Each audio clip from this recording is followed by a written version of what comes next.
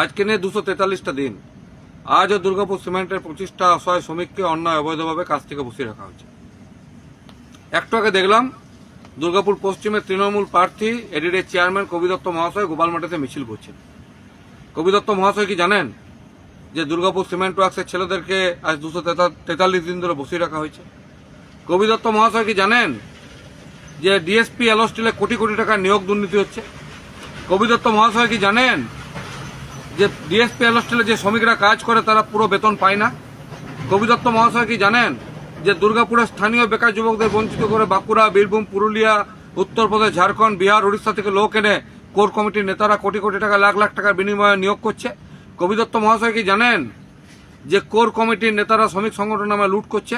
কবি দত্ত মহাশয় কি জানেন যে দুর্গাপুরের অসহায় বেকার যুবকদের, শ্রমিকদের, সাধারণ মানুষদের আজকে কি অবস্থা?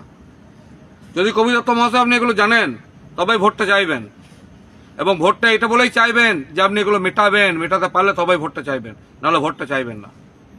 একই সঙ্গে আমাদের লজ্জা, আমাদের দুর্ভাগ্য যে আজকে বিজেপির প্রার্থী বিধায়ক লক্ষণচন্দ্র ঘোড়ই দেখলাম বুক চাপড়ে বলছে গরিবের সাথী লক্ষণ ঘোড়ই।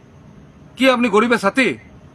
বেটার চাপে 10 লাখ টাকার হার্লে ডেভিডসন বাইক, 5 বছরে 5টা গাড়ি কিনেছেন, এয়ারপোর্টের ধারে একটা 10 কোটি টাকা না 8 কোটি টাকা জমি কিনেছেন, ছেলে চাকরি করে 92 লাখ টাকা বিনিময়ে এসিএলে, মেয়ের চাকরি করে এনআইটিতে, মেয়ের বিয়েতে খরচা করেছেন 4 কোটি না 5 কোটি, মেয়ের জামাইকে পাল কিনে রথে করে চাপিয়ে নিয়েছে। আপনি গরিব? আপনি গরিব ছিলেন। আপনি বিধায়ক হওয়ার আগে, জেলা সভাপতি হওয়ার আগে গরিব ছিলেন। তারপরে আপনিও বড় লোক। শাসক দলের নেতারা যেমন চোর, দুর্নীতিগ্রস্ত, কোটি কোটি টাকা রোজগার করেছে, আপনি একই রাস্তায় হেঁটেছেন। আজকে দুর্গাপুরের বেকার যুবকরা বঞ্চিত, আজকে অসহায় শ্রমিকরা বঞ্চিত। আজকে আমাদের ভাগের জলটা লুট করে ব্যবসাদারদের সংস্থায় ঢুকছে, আমাদের ভাগের জল লুট করে বড় বড় বিল্ডিংগুলোতে রাতের অন্ধকারে পুরসভা ঢুকিয়ে দিচ্ছে। আমাদের ইলেকট্রিকের কানেকশন পর্যন্ত ঠিক নাই, আমাদের জমির দলিল পাট্টা নাই। আর তৃণমূল আর বিজেপি কি করছে? নাটক করছে। এই কবি দত্ত, লক্ষণ ঘোড়ই রাতের অন্ধকারে একসঙ্গে বসে, এরা দাদা ভাই বন্ধু। কবি দত্ত বলছেন যে লক্ষণ আমার বন্ধু, লক্ষণ বলছে কবিদা দুর্গাপুরের মানুষ বুর্বক, দুর্গাপুরের মানুষ কিছু বোঝে না। এই কারণেই এই আপনাদের সেটিং রাজনীতি নোংরামি দেখে আমরা বাধ্য হচ্ছি এবার নির্দল ক্যান্ডিডেটটা দিতে। 23শে এপ্রিল ভোট আসছে। দুর্গাপুরে সেই শ্রমিকটাকে বলবো যে মাইনেটা পায় না পুরো।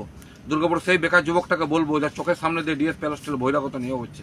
দুর্গাপুরে সেই শ্রমিকটাকে বলবো যাকে বিল্লা সিমেন্ট অন্যায়ভাবে বসিয়ে দিয়েছে, যার সংসারটা চলছে না, যে ভোটটা দেওয়ার আগে এই লক্ষণ ঘোড়ই, এই কবি দত্ত, এদের সব কথাগুলো মাথায় রেখে ভোটটা দেবেন। লড়াই জারি রইল। মাতৃ সহ দুর্গাপুর জিন্দাবাদ, শ্রমিক ঐক্য জিন্দাবাদ, ভূমি রক্ষা কমিটি জিন্দাবাদ।